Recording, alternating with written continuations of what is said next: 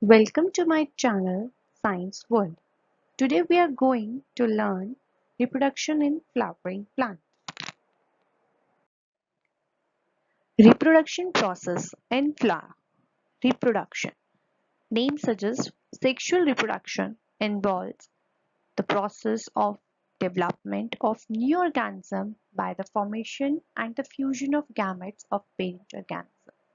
Mainly, the three events are involved in this process. First is pre-fertilization, second is double fertilization, third is post-fertilization. In the pre-fertilization event, mainly the formation of gametes that is called sporogenesis and the gametogenesis, and transfer of gamete that is called pollination process.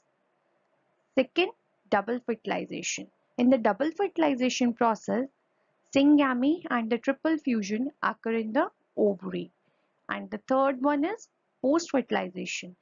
In post-fertilization, development of endoderm and embryo seeds. Now further, we discuss the structure of a typical flower. First part is sepal.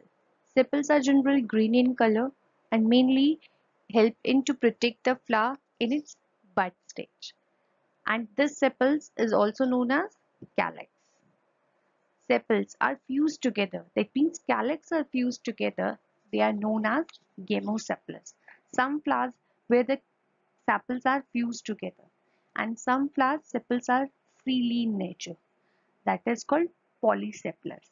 And the second part is petals. Petals are mostly bright in color and often differentiate into a narrow basal part and limb and flat expanded part claw. And mainly petals is also known as corolla. Corolla with the free petals, that is when these petals are free, they are not joined each other. That stage the flower is known as polypetalous. When these petals are fused together in a flower, that is called gamopetalous. Next part is stamen. Stamen is also known as the male reproductive part of a flower. Stemel constitute a third wall of flower, and this is also known as a androecium. Mainly the stamen having a two parts, anther and the filament. When two lobed anther is called diathecous, one lobed anther is called monothecous.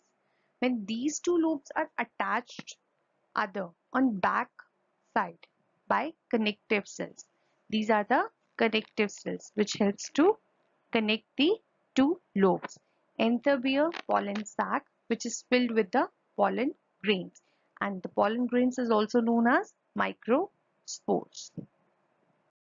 Fourth part is carpel.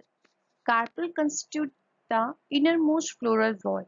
This is also known as a gynoecium.